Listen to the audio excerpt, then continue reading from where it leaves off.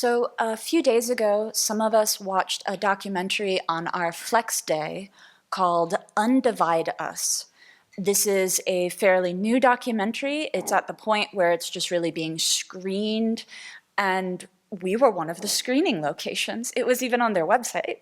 It's being screened at different film festivals, at universities, churches, Buddhist monasteries, and different community groups. And the basic premise and approach is that right now, when you look at the media, you would think that our country is on the verge of a civil war because there is extreme polarization and violence and hatred of the other side. And their idea was that if you put normal people in a room together who have different views on even some of the most contentious or controversial issues, that they can still talk to one another without being filled with anger, and they can have conversations on these topics that they actually disagree about. So what they showed was that in a few different cities that are kind of particularly polarized in terms of having populations on very different sides of the political spectrum, including Atlanta, in particular was one, that they brought this table of people together, like 8 or so people, and they would bring up topics such as gun control, education, abortion, and basically pose a statement such as gun ownership does more harm than good, or gun ownership does more good than harm, and have people kind of agree with one or the other, or say that they're in the middle with these colored colored paddles. And then they would ask someone, for instance, someone saying that gun ownership does more good than harm, to explain why the person next to them has the opposite view. And at this point, it's just a hypothesis, but this was the way that they framed these conversations. Think about why that other person has a view that is different than yours. Articulate that in front of them, and then they reflect back how you did. What's correct? What's not correct? What would they add? And the facilitation was fairly important to this, in that occasionally people did start going off track. You know, getting into their, I'm going to stand on my soapbox and talk about my view rather than actually answering the question. And in one point, the facilitators really kind of stopped the conversation and pointed out that there was a disagreement on facts, that it wasn't just their view, their experience, but literally what is happening in schools they didn't have a shared reality of. So that facilitation was quite helpful. Now, a lot of what was in this documentary and what they were showing and engaging in, I think we can agree on. We can see the value in it. We can probably agree that extreme polarization is a problem. Not just having differing viewpoints, but holding your viewpoint in a way that you want to really destroy, imprison those who disagree with you. One of the other things that I think we could agree on is that many of the pieces that they were using, such as really listening to other people and guessing why someone else is acting or talking the way that they are, I mean, this is part of nonviolent communication and VC. Some of the things that they were doing really reminded me of some of the training videos we've watched with Marshall Rosenberg. So these are kind of universal things that we could all learn from and benefit from in communication. Now, in terms of kind of the broader perspective that they were working with, I think there's other things we can agree on as well, such that not everyone in this country is going to ever agree on things. We are not going to get every American to have the same stance on guns or abortion or whatever issue you want, climate change. And that they weren't starting with the idea that we have to get everyone on the same page, but really, part of our democracy is this diversity of viewpoints. So I found that a really helpful perspective to be articulated, because in the conversation that we have so often, again, maybe just mostly from the media, I think we maybe lose sight of that, or at least I do. So I found that helpful. And they pointed out that at the end of these conversations that these people spent really all day talking to one another, many of them became friends and continued the conversation after the fact, no one changed their minds. They posed to them this question, for any of these issues we've talked about today, have any of you changed your stance, your perspective? No. So we can talk to one another and we can disagree without the outcome being, or even the desired outcome being, someone changes their mind so that we do agree. One of the things that was mentioned, and they brought in kind of different experts and talking heads from different backgrounds in academia and elsewhere, and one of the people was really speaking about how we get trapped by having certainty. That if I really think what I know, my experience is, absolutely certain, and I am held to that, that is part of what makes these conversations not happen. That's part of what drives this polarization. And she contrasted it with seeing complexity. So recognizing that there's not just one view, there's not just one perspective, and that what I know and believe is not necessarily true or the only truth. So, okay, that's something we can probably also all agree on, that political conversations go better when we see that there's complexity to it and not just black and white issues that are nice and simple, and we should all just agree. And one of the other things that I think we would probably mostly agree on is that it is helpful to try to shift the discourse from this kind of polarized, the other side is evil conversation, because at a certain point, that's just going to lead, if not to violence, people checking out. What's the point in getting involved in politics if everyone's just screaming at one another? And so they were pointing out that, these conversations, bringing people together who disagree and really talking about these issues is what it is to be a citizen. And they said, and they also highlighted that part of what's good about America is when people can come together, even if they have different views, and really engage in cooperative endeavors with others, working together to make the community a better place. I think we would all agree with that. So there was a link on their website. So right now, if you go to the website, you can see the trailer, you could sign up to host a screening, and then they have a number of resources. And I actually wanted to focus on one of the resources that they shared called the Dignity Index. And it was interesting in that they recently had a panel of people go through and from that recent presidential debate and identify certain statements that each candidate had made and kind of rate it according to where it falls on this dignity index. And one of the things they were specifically highlighting was it was a bipartisan panel, and while a person typically did favor the candidate from their party, like rating them higher on dignity and lower on contempt, it was quite a small gap, and that people typically agreed. So thinking in this way, the idea is that we can kind of get a little bit away from our partisan lens and really think about what healthy communication looks like. So there can be a link in the video, but I wanted to share a little bit about what this scale is, and especially because I find it really helpful to look at this through the Buddhist lens. Now, it is an 8-point scale, and it's not so linear. 1 through 4 is kind of the side of contempt, and 5 through 8 is the side of dignity. And so for each of these, they kind of give kind of a definition and then an example of what someone might say. So level 1, kind of on this extreme end of contempt, is escalating violent words to violent actions. So combination of feeling that the other side is less than human and calling for something to be done about that. So an example of that would be, they're not even human, it's our moral duty to destroy them before they destroy us. Most of us probably don't say that, right? That's the extreme end.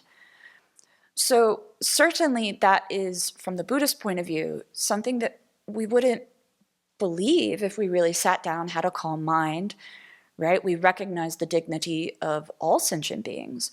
And so to actually call for violence or to call, to destroy someone is like, this is extreme malice and then verbalized into harsh speech. So I think that clearly is something that's okay, a negative action. So level 2 now is accusing the other side of promoting evil. So for instance, those people are evil and they're going to ruin our country. So again, from the Buddhist point of view, we don't really see anything in terms of black and white, person is evil or not. Some actions are negative, some actions are positive. And as individuals, as ordinary sentient beings, we each have positive mental states and negative mental states. So okay, again, if I'm following kind of the teachings of the Buddha, I think I'm beyond that. Level 3 attacks the other side's moral character, not just their capabilities or competence. And this is where there were plenty of phrases in the debate that people assess to be in this category. So we're the good people and they're the bad people, right? They're bad. Maybe not evil, but bad. So again, we try to recognize that there's not some inherently existent person that is good or bad, but people are a collection of different qualities that in fact are all impermanent. So level 4, so this is now the upper end of contempt. It's mocking and attacking the other side's background, their beliefs, their commitment, their competence, and their performance. So an example of this would be, we're better than those people. Okay. There was an example given in the documentary that I think kind of falls under this category that I really resonated with, is effectively during a conversation saying something that could be simplified to, I'm right and you're stupid. And I can think about situations in my own experience having these contentious conversations with someone where maybe it's a partner or a really good friend, and it's not quite I'm right and you're stupid, it's you're too smart to believe that. Right? Like, I believe that you're intelligent. I believe that you're educated. So how are you not seeing this truth? I think that also falls into this level of kind of contempt, but at least it's not as bad as it could be. So then getting up into level 5, now we're on the side of dignity. So it is listening to the other side's point of view and respectfully explains our own goals, views, and plans. We listen to the other, we express ourselves. So this is now in the category of, it's their country too. They have a right to be here. They have a right to have these views. Great. Level 6 sees it as a welcome duty to work with the other side to find common ground and act on it. And I think this also really reflects what we do in our Buddhist practice, even when we're, for instance, doing interfaith events or meeting people in Newport who might have very different views from us, we still recognize that we all want happiness. We all want to be free from suffering. Someone with a different spiritual tradition still cares about love and compassion. So, okay, we can focus on that. Level 7 wants to fully engage with the other side, discussing the deepest disagreements they have to see what breakthroughs they can find. So I think that this is, again, what we're aspiring to in terms of NVC and using our speech in really positive ways to say, let's engage and let's see how we can make the world a better place rather than just argue with one another. And then I really found how they express level 8, so the highest level of dignity on this scale. This is quite interesting because this sounds very much Buddhist.